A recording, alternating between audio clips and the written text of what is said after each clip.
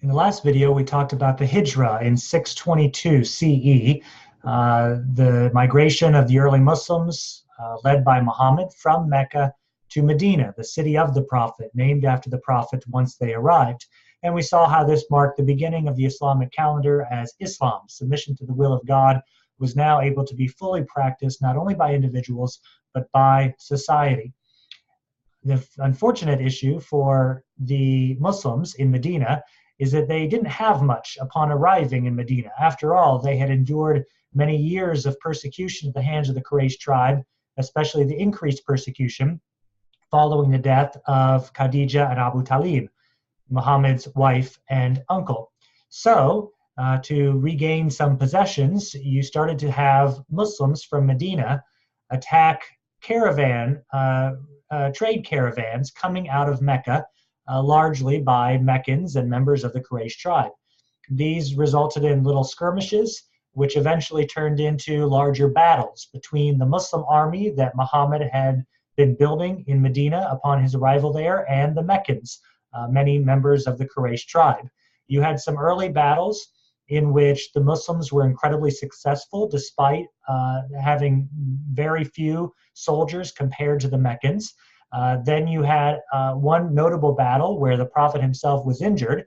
It was after that time that the Jews were expelled from Medina. At that point, the Muslims started having more success against the Meccans in these battles that happened back and forth between these groups.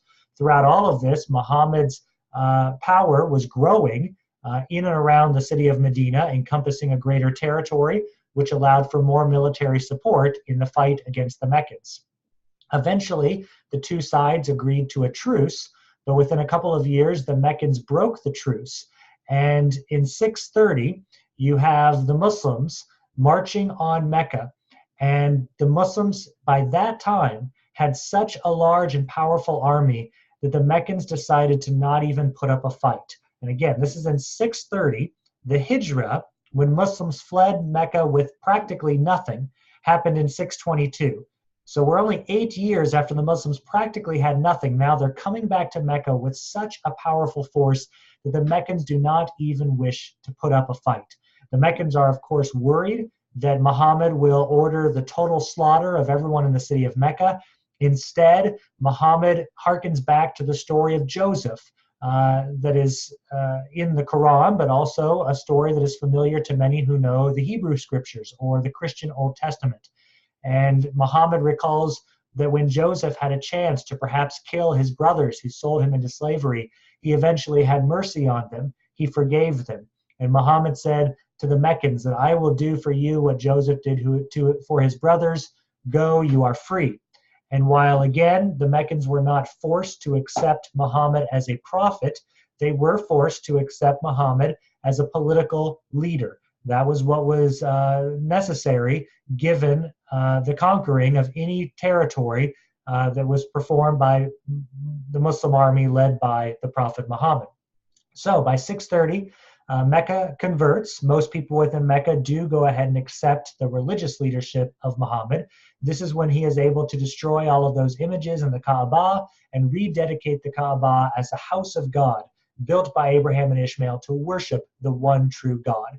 Muhammad does go back to Medina to live the final years of his life. Before he dies, he makes one last trip to Mecca, and he performs many rituals that will end up being seen as foundational to the fifth pillar of Islam, the pilgrimage to Mecca, that to this day, millions today of Muslims make this pilgrimage every single year. But after that, he returns to Medina, where he dies in 632. By the time of the Prophet's death, the Muslim territory obviously covered much of Saudi Arabia, modern Saudi Arabia, the Arabian Peninsula, and expeditions were already being sent further north into places like Syria. Within 80 years of the Prophet's death, the Muslim empire will actually be the largest that the world had ever known, stretching from the southern borders of France all the way through Spain, North Africa, what we consider the Middle East, Central Asia, all the way to the northern portions of India. If you can picture that on a map, going from the northern part of India all the way to the southern portions of France. It is a remarkable conquest by the Muslim army, by Islam as a religious tradition, and by Islam as a political movement. Obviously, at the time of the Prophet's death in 632, no one could have foreseen quite that much success. But the success had already started by the Prophet's death in 632, which in and of itself is quite remarkable, given that the Hijrah was only 10 years earlier, when the Muslims basically fled with very little as they were leaving Mecca behind and going to Medina. One reason why we might not have expected such success within 80 years of the Prophet's death is because there was actually a great deal of tension that was present within the Muslim community upon the death of the Prophet. Everybody acknowledged the Prophet was the final prophet, and therefore nobody would succeed him as a prophet. But he was also a military ruler and a political leader, and the idea was that someone needed to succeed him in those roles. And his original successor was going to be called a caliph, or a caliphate. And the caliph would be in charge of the Caliphate, the territory of Islam that was ruled by the caliph, the Muslim political leader, in the absence of the Prophet.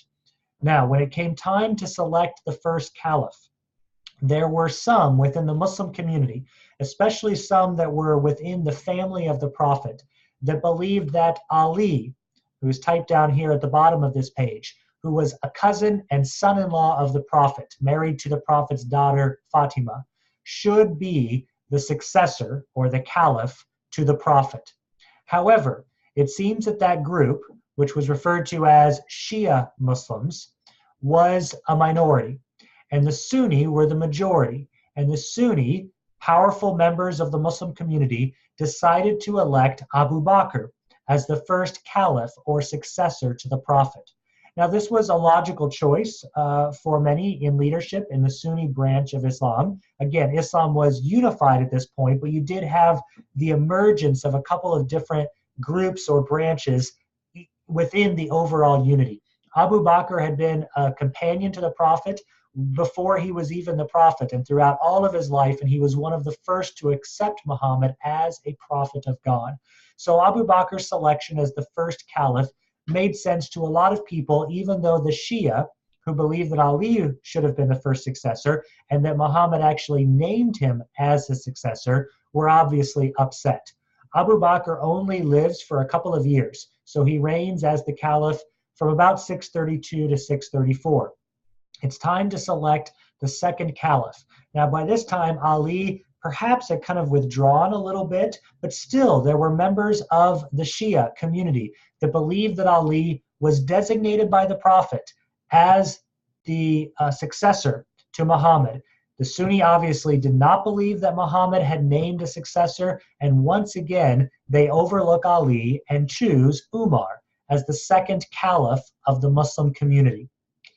Umar dies after a few years, and it is time for a third caliph. Once again, the Shia believed that Ali was supposed to be the successor to the Prophet all along. But once again, the Sunni are able to select Uthman as the third caliph of the early Muslim community.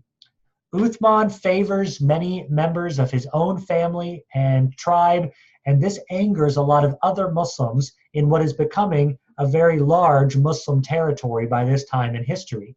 This eventually results in his assassination, and at that point, a fourth caliph is needing to be selected. Those who were perhaps involved in the assassination of Uthman want Ali to become the fourth caliph. Ali isn't sure that he should accept the caliphate, given that the people wanting him to do it were rebels and were involved in the assassination of Uthman.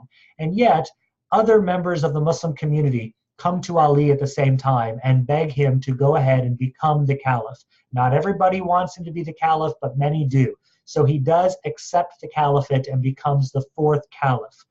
These four, especially for Sunni Muslims, are often referred to as the four rightly guided caliphs, partly because these are the caliphs that ruled over a unified Muslim world. After the death of Ali, as we will see in a later video, we will have the tension between the Sunni and the Shia eventually result in a radical break between these two branches of Islam. And again, it largely has to do with the issue of leadership. The Shia had always believed that Muhammad himself had named Ali, his cousin and son-in-law, as his successor. And the idea for the Shia is that the leader of the Muslim world should flow through that lineage, the lineage of Ali, so that the leader of the Muslim world is always within the family of the Prophet. The Sunni disagreed with that claim. You had all of the tension surrounding the election of the first four caliphs. And after Ali's death, we will see that permanent ideological break between the Sunni and the Shia. But at this time in history, you had at least a relative amount of unity, which was probably very important in assisting the incredibly successful conquest by Muslims of a great territory of land through the Middle East, through North Africa and Spain, pushing to France, and on the other end, pushing all the way to the northern borders of modern-day India and what is today Pakistan.